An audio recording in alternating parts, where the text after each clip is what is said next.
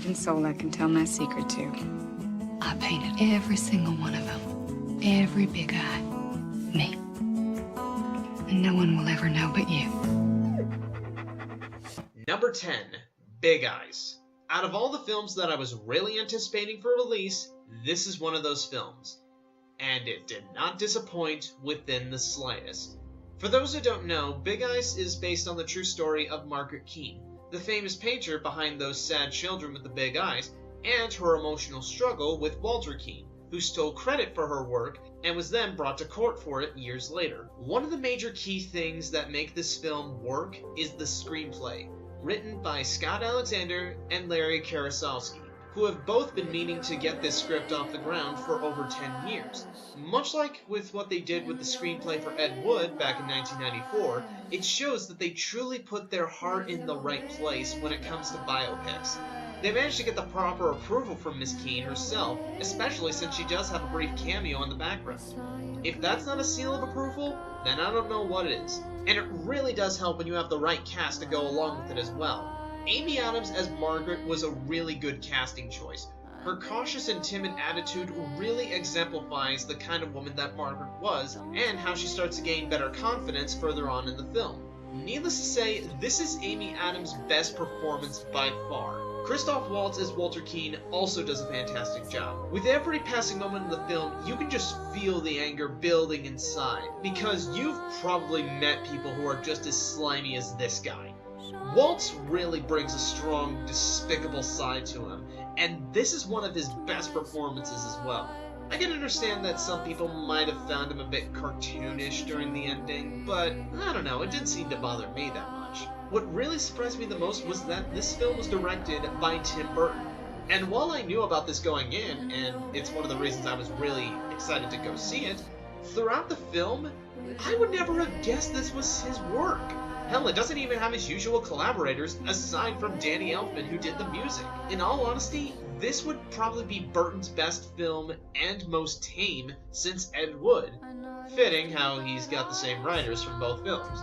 While it really is sad that Burton didn't get any recognition for his directing, I am at least glad that Amy Adams and Christoph Waltz were recognized for their work at the Golden Globes. And yet, Adams wasn't even nominated for an Oscar. What the fuck, people? I said goodbye with your big eyes and your big lies, with your big eyes and your big lies. Is it me? Was I wrong to have trusted you? Did I see what I wanted, what wasn't true? Was I wrong to go on like a little fool? It's amazing what women in love will do. Number 9. Jersey Boys. I love Unforgiven. I love Gran Torino, and I love $1 Million Baby. But Jersey Boys is, in my opinion, Clint Eastwood's best film as a director.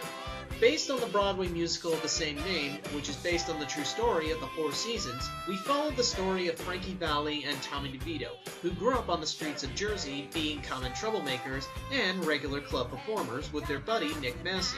When they feel they're ready to go into the record business, they are introduced to Bob Gaudio, and the rest of the film shows us the rise and fall of the iconic band through each of their narratives. What gives the film a unique twist is that it's a biopic first and a musical second. And by that, I mean it focuses more on the lives and the relationships of these characters, and only letting the musical moments happen very little. In fact, I can only think of 3 or 4 times when the song was performed fully.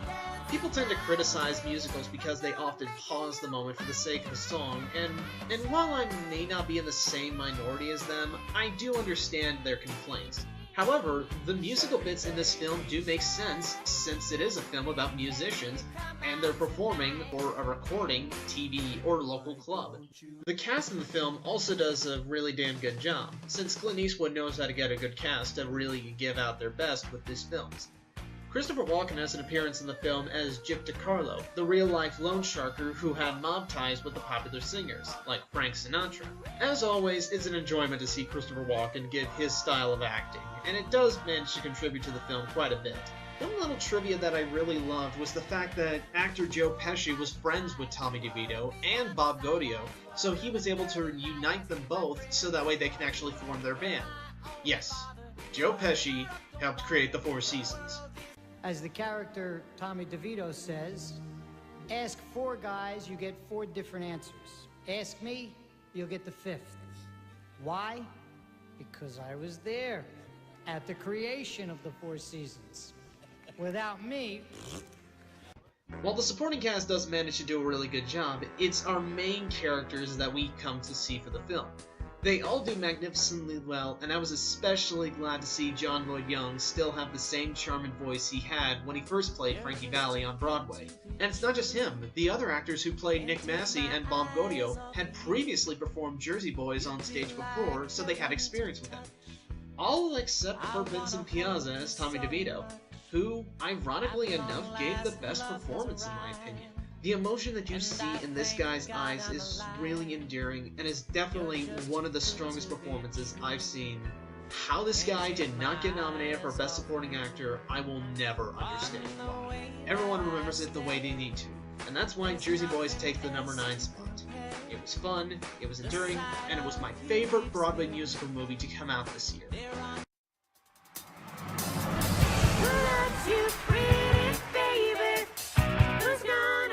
They asked her what was the high point. But 4 guys under a street lamp. First time we made that sound, our sound, that was the best. Ladies and gentlemen, 4 Seasons!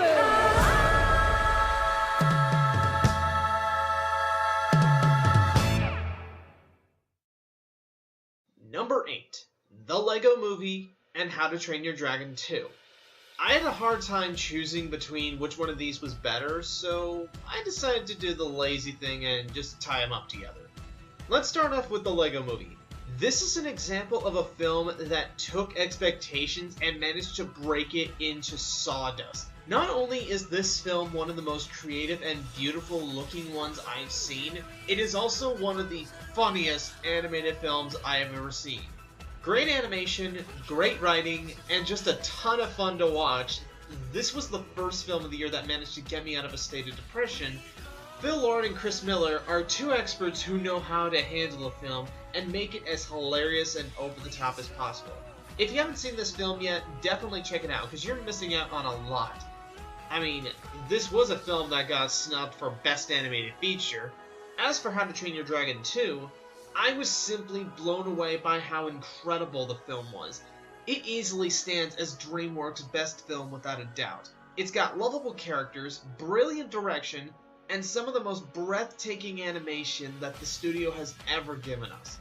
The flying scenes and the scope of the landscapes are just so beautiful, and they help add to the emotional drama that the film captures especially well. One of the big highlights that really do capture that is the relationship between Hiccup and his mother, Valka. Despite being away for 20 years, they managed to have this strong, powerful chemistry together that really makes it just as sweet and heartwarming as Hiccup's relationship with Toothless. These are 2 animated films that really showcase they aren't just cartoons for kids. They can actually be thought-provoking and genuinely touching. If you get a chance, definitely check them out on Blu-ray. I know I have.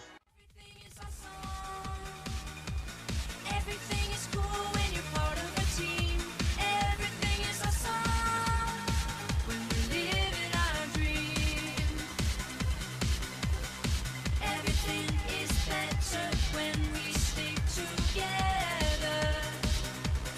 Side by side, you and I gonna win forever. Let's party forever. We're the same. I'm like you, you're like me.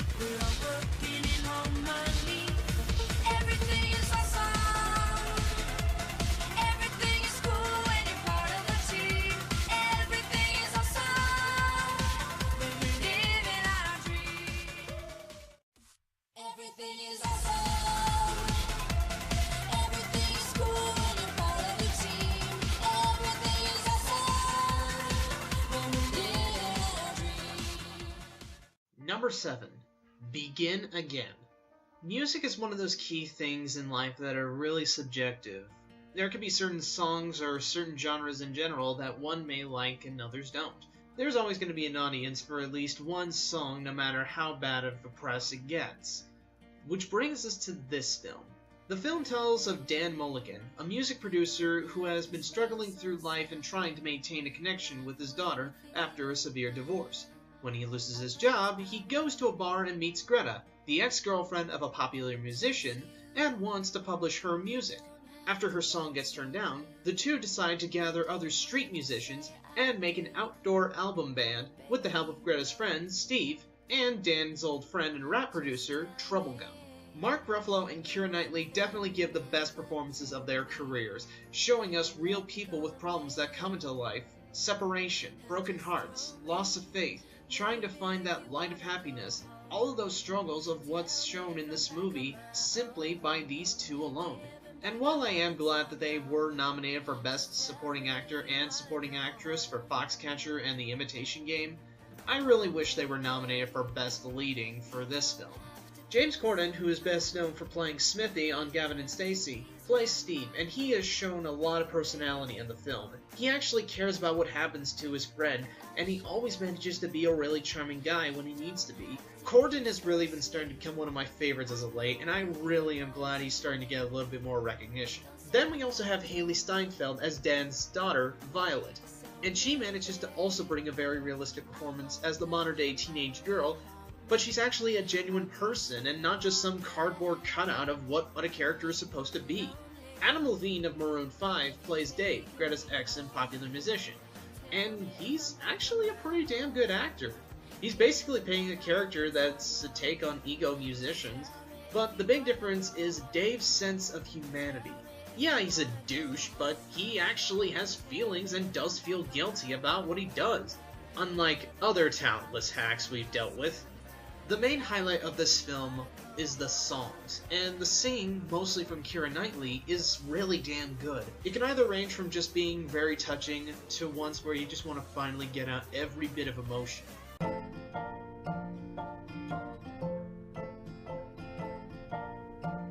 Took a fine time to leave me hanging out to dry. Understand now I'm grieving, so don't you waste my time. 'Cause you have taken all the wind out from my sails, and I have loved you just the same. We finally find this, then you're gone. Been chasing rainbows all alone, and you have cursed me when there's no one left to blame. And I have loved you just the same. And you have broken every single fucking rule, and I have loved you like a fool. The film was written and directed by John Carney, the man who brought us Once. And while I wasn't really too crazy about that film when it first came out, this film, however, manages to really hit a home run for me. It's a film that pokes fun at most music of today for being total shit, and acknowledges the struggles that musicians go through trying to bring out something that actually matters. And hey, if Once can be brought to Broadway, I am hoping that Begin Again will be brought to Broadway too. How to get back there, and I just can't bear. A guy like that falls on his lip for a couple of years. People lose sight of who he is. If you take it, I'm not sure. This really is a bit of a long shot, isn't it? Absolutely. That's when the magic happens. Taking me home. Waiting for the next move, anticipating the next groove. And the road is long, and you're only as strong as your next move. Yo, Fat Jimmy, did you get that down? I got it. All right, because that was exceptionally good. Number 6, The Fault in Our Stars. When this film came out, I actually had no desire to see it. However, after its opening weekend, there were two things that caught my interest. One were the writers of the film, Scott Neustadter and Michael H. Weber, who wrote the scripts for The Spectacular Now and 500 Days of Summer. The other thing that caught my attention was during its opening weekend, it beat out both Edge of Tomorrow and Maleficent, which made me happy because Edge of Tomorrow was good, but it was a bit of a disappointment. And Maleficent, as you know, I fucking hated. This film, however, was the exact opposite. The Fault in Our Stars is a story about Hazel Grace Lancaster, a girl who is suffering from thyroid cancer and always being reminded by others that having cancer really sucks. It's only through meeting Augustus Waters, a guy with a prosthetic leg, that she starts to regain confidence and start a relationship with someone who's just as invested in things as much as she is. This film was beautiful from beginning to end. From the moment these characters were on screen, I was hooked, because it feels like a genuine relationship. I felt like I wasn't seeing actors, but real people with real problems going through the harsh reality that they have to go through. Josh Boone did a fantastic job of directing this film, and the shots of both Pittsburgh and Amsterdam were really gorgeous to look at. What also worked was that this wasn't sugar-coated. There was no happy ending in this film, and it hardly lightens up the mood when it's going down. It is depressing to watch, but that just shows you how strong a film can be if you've got that much emotion. And the main highlight of the film is the relationship between Hazel and Augustus. Both Shailene Woodley and Ansel Elgort give out really damn good performances, and it really bugs me that neither of them were recognized for their performances. I do find it interesting how Shailene Woodley was in Divergent, which featured Miles Teller and Ansel Elgort, and yet she starred in two separate films where she was the love interest for the one they were with. I'm really hoping that Woodley and Elgort really do get more work in the future, especially since Elgort is still on this list with another film, which we'll get to shortly. But if you haven't seen this film, definitely check it out. It's a well-written film with performances to match it out. Are you angry? So angry. You need to break something. You gave me a forever within the numbered days, and I can't tell you how thankful I am for our little infinity. It's a good life, Hazel Grace. Okay. Okay.